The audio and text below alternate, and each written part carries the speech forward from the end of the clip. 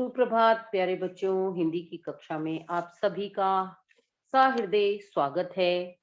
बच्चों, आज हम पुनरावृत्ति के अंतर्गत हमारी कविता बच्चे काम पर जा रहे हैं, जिसके कवि हैं राजेश जोशी जी। इसकी पुनरावृत्ति करेंगे। सर्वप्रथम मैं चाहूंगी कि आपको कविता का सार जरा एक बार दोबारा से रिमाइंड करा दूं, उसकी आपको स्मृति करा दूं, उसको आपको ध्यान दिला दूं कि हमने इस कविता में क्या पढ़ा था। तो प्रस्तुत कविता श्री राजेश जोशी जी द्वारा रची गई है। इस कविता का प्रतिपाद्य बाल मजदूरी तथा बाल श्रम है। कवि ने बाल मजदूरी के कारण बच्चों से उनका बचपन छीन लिए जाने की पीड़ा को जताने का प्रयास किया है। कवि यहाँ उन सामाजिक व आर्थिक परिस्थितियों की ओर हमारा ध्यान आकर्षित करना चाहते हैं, जिनके कारण बच्चे अपना बचपन खो देते हैं, उनकी शिक्षा नहीं हो पाती तथा वे बाल मजदूरी करने पर विवश हो जाते हैं।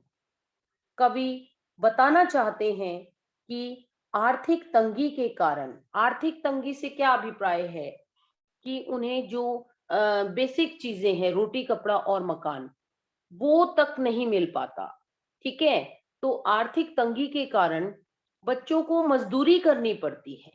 उन्हें सर्दी के समय, भरी सर्दी के समय, जब इतनी ठंड होती है कि हम बाहर झांक भी नहीं सकते। आप सबको पता है कि हमें शीतकालीन अवकाश भी मिलता है, क्योंकि उन दिनों इतनी ठंड होती है कि बच्चे जो हैं वो स्कूल भी नहीं जा पाते हैं। तो उन्हें सर्दी के समय में सवेरे कोहरे में ही काम पर जाना पड़ता है। किनको? छोटे छोटे बच्चों को, जो स्कूल भी ठंड में नहीं जा पाते हैं, उन बच्चों को। तो उनके सामने कौन सी समस्या है? केवल इतना सोचना और कहना ही पर्याप्त नहीं है, ना ही कोई भयंकर बात है। बस सोचना यह है कि बच्चे काम पर क्यों जाते हैं। किंतु इस प्रश्न का उत्तर भी समाज के पास नहीं है। बहुत बुरी बात है कि बच्चों को खेलने, खाने और मौज मस्ती के समय मजदूरी करनी पड़ती है। कवि राजेश जोशी जी पूछते हैं, जिन बच्चों के हाथों में खिलौने होने चाहिए, उनसे खिलौने किसने छीन लिए? क्या उनकी रंग बिरंगी किताबें काले पहाड़ के नीचे दब गई हैं, या उनके लिए कोई मदरसा ही नहीं बना, यानी विद्यालय ही नहीं बना, या विद्यालय बना है तो किसी भूकंप में वह ढह गया है, जो वे पढ़ने नहीं जा रहे हैं? क्या खेलने के स्थान पर नए बाग बगीचे, आंगन आदि सभी खत्म हो गए हैं, जो उन्हें खेलने को नहीं मिलता?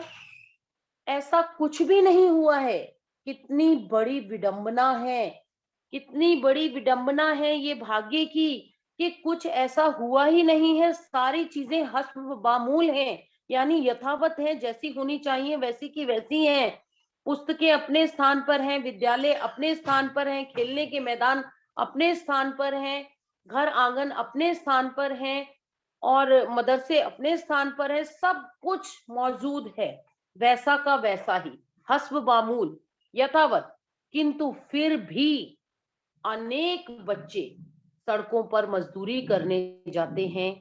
यही आश्चर्य है, यही भाग्य की विडंबना है। कवि कहना चाहते हैं कि सभी लोग मिलकर ऐसा कुछ महान कार्य करें, जिससे गरीब बच्चे भी पढ़ लिख सकें, ताकि उनका भविष्य सुधरे और वे भी खुश हों। तो बच्चों, ये हमारी कविता का सार था, जिससे हमने आपको परिचित करवाया, ताकि आपको कविता की पंक्तियां पुनः याद हो जाएं, आपको याद आ जाए कि हम किस कविता की बात कर रहे हैं, उस कविता में क्या था।